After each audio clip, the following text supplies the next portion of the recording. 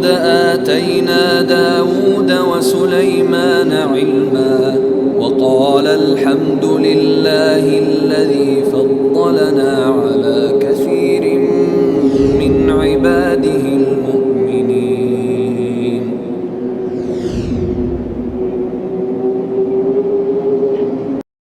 أعوذ بالله من الشيطان الرجيم. بسم الله الرحمن الرحيم. وورث سليمان داود وقال يا أيها الناس علمنا منطق الطير وأوتينا من كل شيء إن هذا لهو الفضل المبين. صدق الله العظيم. So we were discussing the amazing stories that the Quran references regarding Sulaiman alayhi salatu wassalam. And we spoke about this unique story from Surah Anbiya, father and son, and how Sayyidina Dawood alayhi salatu wassalam was open to the ijtihad and the thinking process of his son, despite his son being junior. And yet there's another amazing incident of Dawood alayhi salatu wassalam in the Quran, in chapter 38, Surah Sad, verse 22. So Allah subhanahu wa ta'ala says the time when Sayyidina Dawood was in a chamber and he was worshipping and he was alarmed, by the إِذْ تَصَوَّرُوا الْمِحْرَابِ إِذْ دَخَلُوا عَلَى دَاوُودَ فَفَزِعَ مِنْهُمْ قَالُوا لَا تَخَافْ. When two disputants and two litigants and two adversaries just came barging into the presence of Dawood alayhi salam, and they said, خَصْمَانِ بَغَى بَعْضُنَا عَلَى بَعْضٍ. We are two disputants, we are two litigants, and we are having an argument. إِنَّ هَذَا أَخِي. This is my brother, not biological, but brother as associate, etc. لَهُ تِسْعٌ وَتِسْعُونَ نَعْجَةً. He has 99 sheep, or literally ewe, meaning a female sheep. وَلِي نَعْجَةٌ وَاحِدَةٌ. And I only have one. فَقَالَ أَكْفِلْنِيهَا وَعَزَّنِي فِي الْخِطَابِ. And he wants to take my one and make it 100. And he's dominant, he's vociferous, he's articulate. And فَحْكُمْ بَيْنَنَا بِالْحَقِّ. We want the truth from you. وَلَا تُشْتِطْ وَهْدِنَا إِلَى سَوَاءِ الصِّرَاطِ. We want a fair, accurate, correct, and honest judgment in this regard. And so Dawud alayhi salatu wasalam was sitting, and suddenly these two people just make their presence. And you know what? There is this argument and altercation, and each one coming across in a strong way. And listen, we need the truth from you. And it's amazing. I mean, I've read this whole write-up there in Ruh al-Ma'ani, what Allama Alusi Baghdadi writes there. فَحْكُمْ بَيْنَنَا بِالْحَقِّ أي وَلَا تَتَجَاوَزْهُ وَلَا تُبْعِدْ عَنِ الْحَقِّ وَالْمُرَادْ فِي الْجَمِيعِ لا تجر في الحكومة. وأرادوا بهذا الأمر والنهي إظهار الحرص على ظهور الحق والرضا به من غير ارتياب بأنه عليه السلام يحكم بالحق ولا يجور في الحكم. Amazing that by adopting this expression and impressing upon Dawud alayhi salam, we want truth. They were passionate to say, we want a fair judgment, we want an honest judgment. I mean, today you look at the legal system, and you look at the judges, and you look at the court hearing and proceedings, and you see how flawed and how biased, and the nepotism, and how double standard, and how hypocritical it is. That there is no truth left to this here. There is no weight and clout and muscle to it. It takes so long, it drags on, and really is the absolute truth past in this regard, because the credentials and the scruples and the values of people are just not there anymore. So we want the absolute truth, and Dawud alayhi salam is calm and composed. وَفِي تَحَمُّلِ دَاوُودَ ذَلِكَ دلالة على أنه ينبغي للحاكم أن يتحمل مثل ذلك من المتخاصمين لا سيما إذا كان ممن معه الحق. That we learn from this that the fact that Dawood was tolerant and accommodating to these two disputants and litigants and adversaries, that a person who is passing judgment, he needs to have a broad chest and broad shoulders. And sometimes a person might be more vociferous or assertive or articulate, especially when he feels his right is being violated. And this ayah impresses upon us and releases the hint. In fact, he further writes, Allama Alusi Baghdadi, that we learn from this, that الحاكم ومن له نوع رجوع إليه في الخصومة كالمفتي. كيف لا يقتدي بهذا النبي الأواب في ذلك، بل يغضب والعجب من حاكم أو محكم أو من إليه نوع رجوع في الخصومة. كيف لا يقتدي بهذا النبي الأواب في ذلك، بل يغضب كل الغضب لأدنى كلمة تصدر من أحد الخصمين ولو فلتة يتوهم منها الحت لقدره، ولو فكر في نفسه لعلم أنه بالنسبة إلى هذا النبي الأواب لا يعدل والله العظيم متك ذباب. Oh my word, this is just next level. Allama Alusi Baghdadi writes in Ruh al-Ma'ani that so strange and so unfortunate that the judge of today, the mufti of today, or anyone who's been given some authority, who's presiding over a matter, you are the panel that is presiding over this matter. Why don't you follow the example of Dawood alayhi salatu wassalam, that you need to be calm and composed and be absolute, frank, honest and candid, and that you should not stray from the truth. But here on the reverse, that يغضب كل الغضب لأدنى كلمة تصدر ولو فلتة من أحد الخصمين, that if anybody has to say anything which he feels is a violation to his self-esteem, there's no limit to his anger and rage, and he feels that, you know what, that is degrading my authority, you're challenging my expertise, you know how long I'm on the bench. So what? We need accuracy, we need honesty, we need transparency, we need the truth, we need you to be frank. And if you were to be frank and compare yourself to this Nabi Dawood alayhi salam, لعلم أنه بالنسبة إلى هذا النبي والله العظيم لا يعدل متك ذباب. He says you don't even equal the proboscis of a fly. You know, the elongated feeding tube that's attached to the head of a fly or a mosquito or insects or creatures. You don't even equate that. That's how trivial and insignificant you are. But you won't have the courage to display the courage, the confidence, the vision, the fortitude of this Nabi. So these are the lessons of Quran, my brother, my sister, my listener, my viewer. If we had people of this caliber to whom we could reach out and we could get justice, and of course in a professional setting, you cannot impose yourself on someone who's doing it in a voluntary capacity and expect him to leave everything and come away, because unfortunately that's the situation. Right? The Quran speaks about in the longest ruku in Surah Baqarah about the scribe. If you've got skill and ability and you can write and you're literate, then make your literacy and your ability available to help people. But then Allah tells the other people, وَلَا يُضَرَّ كَاتِبٌ وَلَا شَهِيدٌ. وَلَا يُضَرَّ كَاتِبٌ وَلَا شَهِيدٌ. You need justice, you need someone to write, you need a witness to come to court. Don't impose on them, don't cause them pain.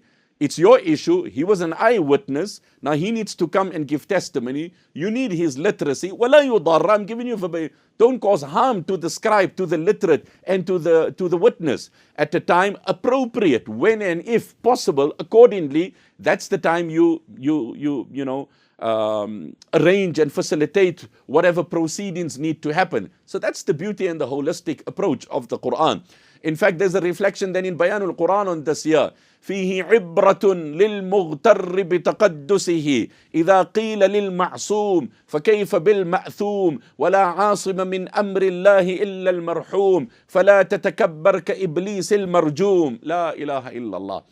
If a ma'soom, a sinless person, that is a Nabi, is being told like this here, that we want the truth, we want fairness, we want justice, we want honesty, we want transparency, then what about the fallible mortal? What about the regular average individual? فَكَيْفَ بِالْمَأْثُومِ وَلَا عَاصِمَ مِنْ أَمْرِ اللَّهِ إِلَّا الْمَرْحُومِ. And only the one whom Allah guides and protects can be safeguarded. فَلَا تَتَكَبَّرْ كَإِبْلِيسِ الْمَرْجُومِ.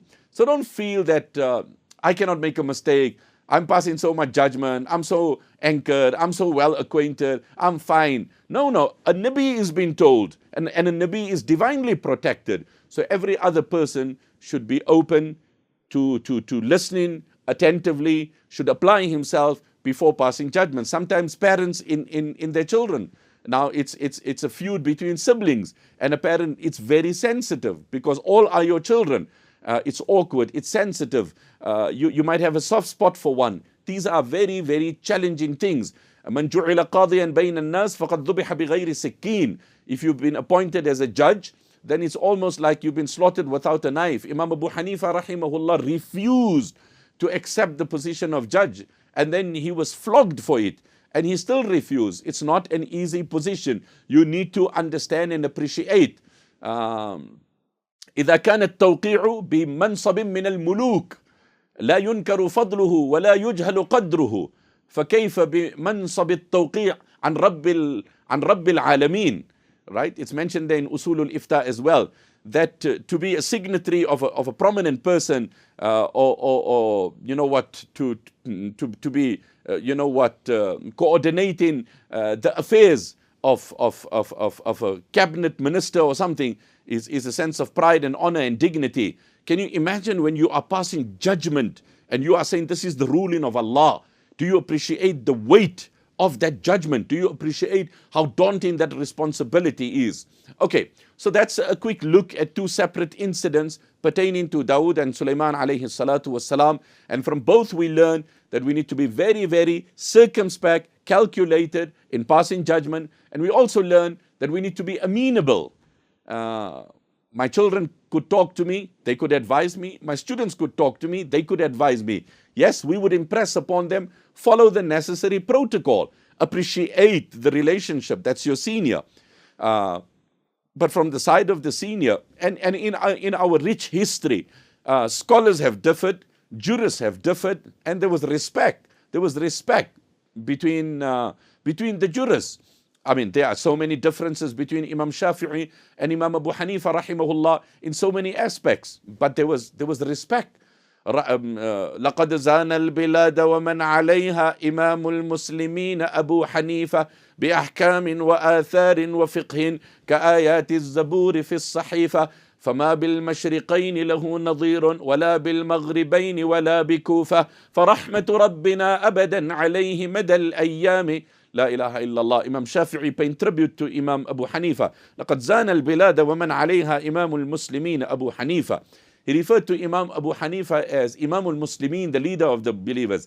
Zan al-Bilad, he's adorned, he's decorated this earth. بِأَحْكَامٍ وَآثَارٍ وَفِقْهٍ, with his juristic understanding, deductions, rulings, guidance, etc. فَمَا بِالْمَشْرِقَيْنِ لَهُ نَظِيرٌ وَلَا بِالْمَغْرِبَيْنِ وَلَا بِكُوفَةٍ. The world couldn't produce another Abu Hanifa, another Nu'man bin Thabit. It was just one. Even Kufa couldn't produce another one. فَرَحْمَةُ رَبِّنَا أَبَدًا عَلَيْهِ. May the mercy of Allah descend upon him. And these are tribute being poured upon him from the giant Muhammad bin Idris al-Shafi'i himself. Okay, we move on. So, verse number 16, Allah subhanahu wa ta'ala says, وَوَرِثَ سُلَيْمَانُ دَاوُودَ. Sulaiman alayhi salam succeeded his father. Succeeded. Yawaritha, as explained by the scholars, doesn't mean material, monetary inheritance, because in the galaxy of Anbiya alayhimus salatu wassalam, there is no transfer of inheritance. Whatever the Anbiya leave behind, it is charity. So how a father dies and a son inherits, that does not happen in the group and the galaxy of Anbiya alayhimus salatu wassalam. يرثني ويرث من آل يعقوب وجعله ربي رضيا. Yes, it is that transmission of knowledge and hikmat and ilm. وَوَرِثَ سُلَيْمَانُ دَاوُودَ. Verse 16, we continue with this amazing discussion. Father and son, Sulaiman and Dawood, Solomon and David, peace be upon them both. عَلَيْهِمَا مِنَ اللَّهِ الصَّلَاةُ وَالسَّلَامُ. Sulaiman alayhi salam succeeded Dawood in kingdom, in knowledge, in wisdom, in being the guidance, the guide for Bani Israel, and of course Allah crowned him with prophethood. وَوَرِثَ سُلَيْمَانُ دَاوُودَ وَقَالَ, and he said, يَا أَيُّهَا النَّاسِ, O people, عُلِّمْنَا مَنْطِقَ الطَّيْرِ. We have been taught the language of birds. Let's process this here. Subhanallah. You have a king in this world. He's got clout, he's got muscle on the press of a button. There's so many people that rally around him. He's got his exclusive doctor, he's got his medical team. And so what? When it's time up, إِنَّ الطَّبِيبَ بِطِبِّهِ وَدَوَائِهِ لَا يَسْتَطِيعُ دِفَاعَ مَقْدُورِ الْقَضَاءِ مَا لِلطَّبِيبِ يَمُوتُ بِالدَّاءِ الَّذِي قَدْ كَانَ يُبْرِئُ مِثْلَهُ فِي مَا مَضَى هَلَكَ الْمُدَاوِي وَالْمُدَاوَى وَالَّذِي جَلَبَ الدَّوَاءَ وَبَاعَهُ وَمَنِ اشْتَرَى. The doctor, the medical, the drug company, everyone what all their expertise, when Allah has decreed death, they cannot avert, divert, or change destiny in any way. But look at the kingdom Allah gave Sulaiman alayhi salatu wassalam. Waqala, he said, Ya ayyuhan nas, O people, ullimna mantiqat tayr. We've been taught the language of birds. Let's dissect this here. What was the need and the reason for Sulaiman alayhi salam to tell this to his people? In Bayanul Quran it is mentioned to impress upon them that I am the king and the Nabi sent by Allah, so that they appreciate and understand who he was and that they follow the teachings and the guidance of Sulaiman alayhi salam. Now there's one expression here is ulimna, we have been taught. Some say it suggests and indicates that perhaps Dawood alayhi salam also knew the language of the birds. But the preferred verdict is that that's not the case, because there is no evidence to support that. So then how do we reconcile over the adoption of a plural expression, we have been taught? And the answer given to this in the tafsir is, this is a sense of authority. It's our rule, it's our command, it's our legislation, it's our decree. And often that's used in the context of power. It's used in the context of authority. So Allah subhanahu wa ta'ala's authority and power is the greatest, and Allah has referenced his his power, his might in a plural form. خَلَقْنَا السَّمَاوَاتِ وَالْأَرْضِ. We've created the skies and the earth. But it's Allah alone, meaning might and power. We also learn from this here is that this is tahadduth bin ni'mah, tahdith bin ni'mah. Sulaiman alayhi salam spoke about this in expressing the bounty of Allah. So, وَأَمَّا بِنِعْمَةِ رَبِّكَ فَحَدِّثْ, speak about the bounty of Allah. And this is exactly what he did. He spoke about it. But of course, there's a fine line in expressing it and a person becoming proud, conceited and inflated. So the latter is forbidden, the former is fine and correct and encouraged. We need to speak, Allah's been so kind, Allah's given me good children, Allah's given me a house, Allah's given me health, Allah's given me this here. But we need to be very careful, because the line is very fine between that here. The line is very fine between that. Is that where you start becoming bragging about yourself. So what is tahdith bin ni'mah? Is you are revealing, expressing the favors of Allah upon you. You're displaying, Allah's been so kind. But the aim is not to magnify yourself, to magnify the bounty of Allah subhanahu wa ta'ala. And that's exactly what Sulaiman alayhi salatu wasalam did. Ya ayyuhan nasu ullimna mantiqat tayr. The words of the Quran say we've been taught the language of birds. But it's not exclusive to bird, because as we progress, the topic that follows through is he intercepted the communication of an ant.